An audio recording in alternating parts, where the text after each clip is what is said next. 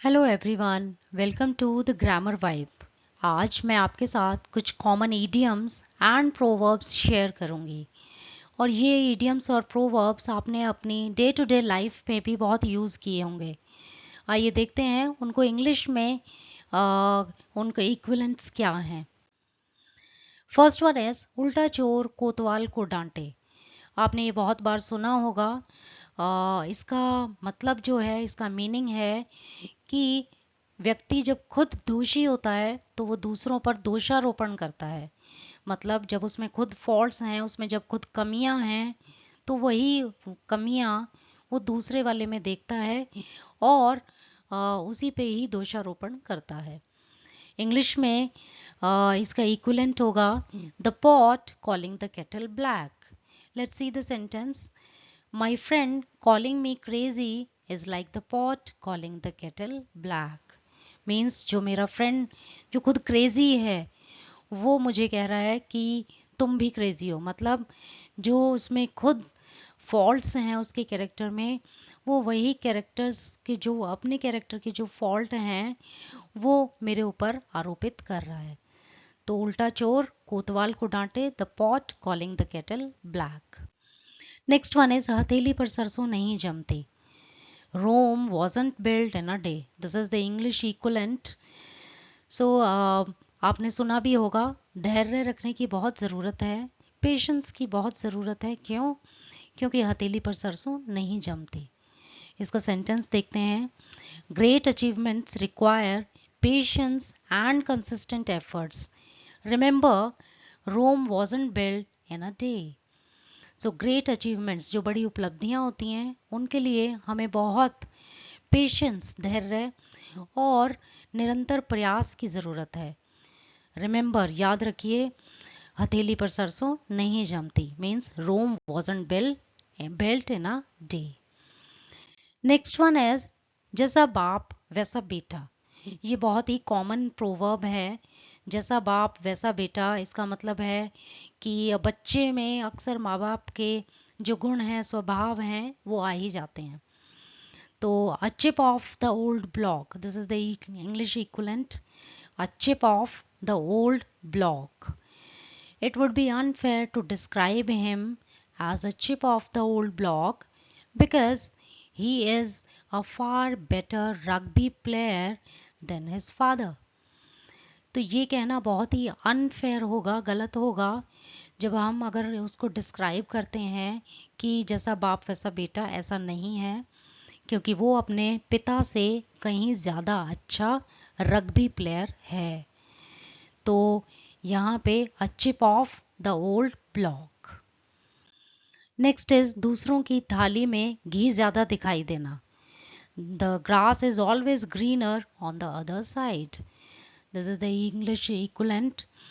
और हमेशा हमें दूसरों की तरफ, चाहे रियलिटी कुछ भी हो, लेकिन दूसरों के पास जो चीज़ें हैं वो ही ज़्यादा अच्छी दिखाई देती हैं। मतलब उनकी स्थिति हमेशा हमें अच्छी लगती है, रियलिटी चाहे कुछ भी हो।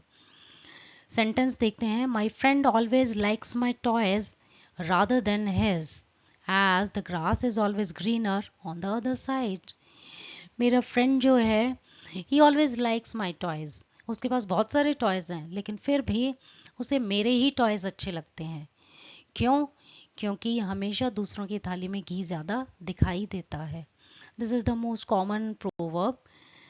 नेक्स्ट वन इज बंदर क्या जाने अदरक का स्वाद। Casting pearls before swine. Swine means pig. Pig के सामने अगर हम मोती भी डालें तो उसका कोई यूज़ नहीं है। मीन्स जब हम किसी कोई वैल्यूएबल चीज़ किसी एक ऐसे इंसान को देते हैं जिसको उसकी वैल्यू का पता ही नहीं है, तब हम कहते हैं बंदर क्या जाने अदरक का स्वाद। Radhika explained the beauty of the music to her, but it was just casting pearls before swine. उसे म्यूजिक की कोई नॉलेज नहीं है, तो इसका मतलब क्या है? बंदर क्या जाने अदरक का स्वाद। छुपा रुस्तम। आपने बहुत बार ये देखा होगा, ये प्रोवर्ब को यूज़ करते हुए। कोई व्यक्ति जो बहुत ही, जिसमें बहुत कैलिबर है, जिसमें बहुत ही योग्यता है, लेकिन वो अपनी ये योग्यता छुपा कर रखता है, लेकिन ज़रूरत पड़ने पर वो सभी को चौंका भी देता है उस योग्यता से। तो उसको कहा जाएगा छुपा रुस्तम, अ डार्क हॉर्स। सेंटेंस क्या है? He was the dark horse of the competition, quite, underestimated, yet ultimately victorious. Means वो छुपा रुस्तम था कंपटीशन में। कैसा लग रहा था? बिल्कुल क्वाइट, चुपचाप लग रहा था और हर कोई उसे अंडर एस्टिमेट कर रहा था, लेकिन अल्टीमेटली विक्ट्रियस, हालांकि लास्ट में जीत उसी की हुई। तो इसको बोला जाता है he was a dark horse, छुपा रुस्तम। नेक्स्ट इज भैंस के आगे बीन बजाना। इसका मतलब है जो व्यक्ति कभी किसी बात को समझने में समझ ही नहीं सकता, जो किसी बात को, उसके सामने वो बात करना ही बेवकूफ़ी है। इंग्लिश में इसका इक्विवेलेंट है क्राइंग इन विल्डरनेस। विल्डरनेस होता है वैसे तो सुनसान निर्जन जो जंगल वगैरह होते हैं, उनको विल्डरनेस बोला जाता है। तो क्राइंग इन विल्डरनेस इसका इंग्लिश इक्विवेलेंट है। And the sentence is that woman was a voice crying in wilderness as she tried to warn everybody about the company's scams. वो जो लेडी है वो भैंस के आगे बीन बजा रही थी। किस बारे में? क्योंकि कंपनी में जो स्कैम चल रहा था वो उसके बारे में सभी को वार्न कर रही थी, लेकिन किसी ने उसकी बात पर विश्वास नहीं किया।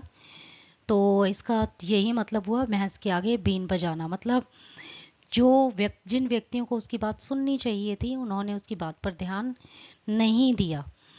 तो वो उसकी बात को समझने में या उसको अप्रिशिएट करने में अयोग्य थे। तो इसलिए यहाँ पे कहा जाएगा क्राइंग इन विल्डरनेस। सो ये बहुत ही कॉमन प्रोवर्ब्स हैं जो डे टू डे लाइफ में यूज़ होती हैं। होप ये आपके काम आएंगी। Thank you.